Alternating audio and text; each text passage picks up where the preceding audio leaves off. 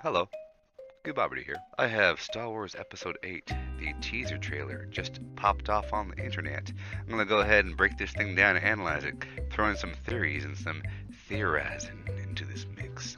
Hope that you enjoy it now. Gooboberti.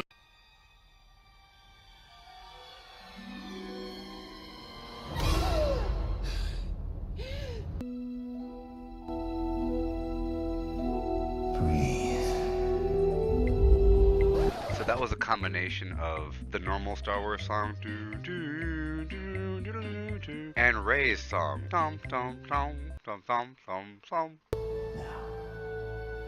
reach out.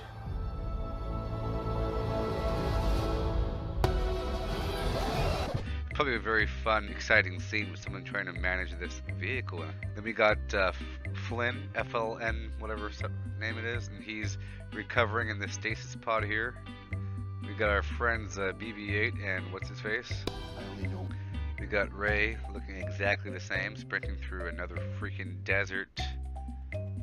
Oh, that's kind of scary. Do you think this is Leia? Do you think that they already created a doppelganger of her? That they already created a computer graphic version of her? That's kind of weird. Light.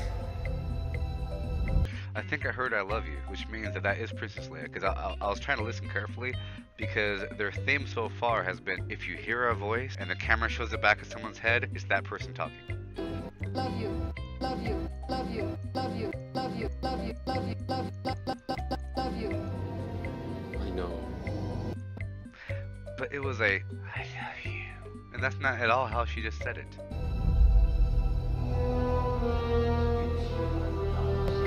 I'm hearing, I think, Yoda's voice saying something by the dark side. We have twisted by the dark side. Young Skywalker has become. This isn't Darth Vader's mask. This is Kylo Ren. We hear the Darth Vader voice. So here we have the Kylo Ren mask. Here's a profile, more of it. You know, if someone had like a lineup of several Kylo Ren masks, I wouldn't think that that's his mask. It feels like a Mandela effect on this mask situation. Okay, I'm looking at this pattern right here. See this pattern right here? You got some metal swirls and stuff. Yeah, I'm thinking it might be Kylo Ren's mask. One truth. In this angle here, his face looks normal. But if you see here, there's a scar right here over his eye. And you can't see the rest of his face. So he's gotta have a really messed up face. Okay, well, he's not that bad. It's just, you have this cut going across and down. They keep using this aircraft because it's really good looking. And maybe the ship itself is imbued with the Force. If Dagobah can have a terrestrial cave, the cave itself becomes a conduit for the Force. Then you take the stones from the cave and you extract the metal and then you make a ship out of those stones. Wouldn't you now have a transportable vessel of the Force? You remember in Episode VII, during the trailer, where they showed a clawed hand touching the top of R2-D2 with the robe on and everything? And then I find this scene here of Rey finding Luke and Anakin's lightsaber, because they had that same one, I guess, you know? And when I said before how the Millennium Falcon is actually a Force Nexus due to its exposure to the Force, that explains this scene here, how touching the lightsaber triggered a vision journey for Rey, in the same way that entering the cave triggers a vision journey, because that physical material was exposed to the Force, just like the lightsaber. I mean, I would imagine that the lightsaber would do it more than the cave, or the island where Luke is currently, you know? I would imagine that the island itself is a Force Nexus, just like the Millennium Falcon is also a Force Nexus, because we have this scene here that happens when Rey touches the lightsaber from Episode VII.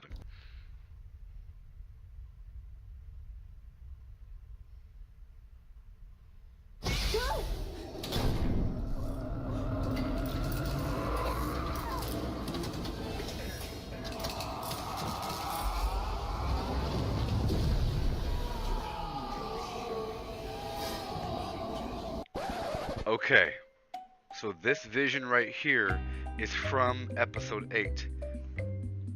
Listen carefully, okay? You have the voice of Luke Skywalker saying no, and then it shows this person. From a direction standpoint, that's what is happening. It's the voice of the person we're seeing. So we already knew this was Luke Skywalker because of the hand, the metal hand on the droid. But he's facing that away with the droid to his right wearing a dark cloak, and there's fire in front of him, okay? Exhibit A. Exhibit B. This is Episode 8. This is Episode 7 foreshadowing Episode 8, which means they filmed a certain amount of Episode 8 while they filmed Episode 7. So this is, on the timeline, this would be the vague equivalent of when Luke Skywalker had his moment on Dagobah, but in this case, she had absolutely zero training. She had no idea what was about to happen. If she had some guidance first and then was given a lecture and then told to touch it, then she could have had the experience. But this old lady right here, that isn't necessarily Yoda. Yoda is Luke Skywalker. Luke Skywalker is Yoda. Why did Yoda go off all by himself in the middle of freaking nowhere to Dagobah? In Dagobah, there is a dark side vortex. Yoda waits by that vortex for 2 decades for Luke Skywalker in order to train him, to expose him to the dark side, to show him the consequences of tapping into the dark side. Here we have Luke Skywalker in the same sort of role where he's in a remote area, waiting for decades, apparently. Maybe there's another vortex there, maybe there's a dark side vortex. What is this? I just don't know what this is supposed to be. Those are books. He's really old. This is a book, you see. And that is the symbol of the Jedi. Maybe this is when Luke Skywalker first went here. Because this is the orange glove. That's like a flight glove. But he's not wearing gloves. And the gloves aren't orange. This right here is inside of a cave. How do I know this? Right there. Cave. There. This is a force vortex.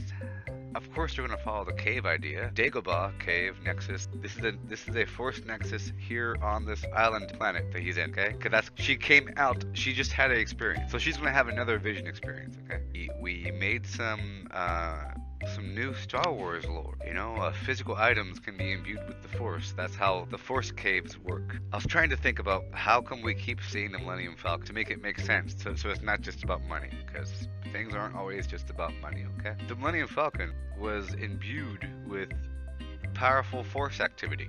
Meaningful training has occurred there, and experiences, and lightsaber was there for quite a bit, and all kinds of stuff was happening on the Millennium Falcon. And imagine a token or artifact that you take with you, like a trinket. A person carries this in their backpack, and it brings them good luck. This Rubik's Cube here. I don't know exactly how it works, mind you, with the Star Wars universe, but they're trying to imply that maybe it's the will associated with the material, because with a lightsaber, you are extending your will through that object, just like with a hammer, you know, boom. Or with a gun, it's a part of your arm.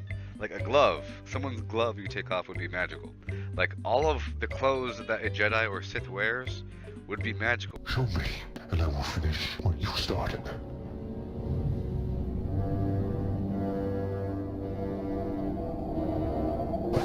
With the knowledge that physical objects can be imbued with the Force, acting as a Force nexus, which then serves as a catalyst towards the dark or light side, a person could have orchestrated material to be presented in such a way to then serve as a future artifact.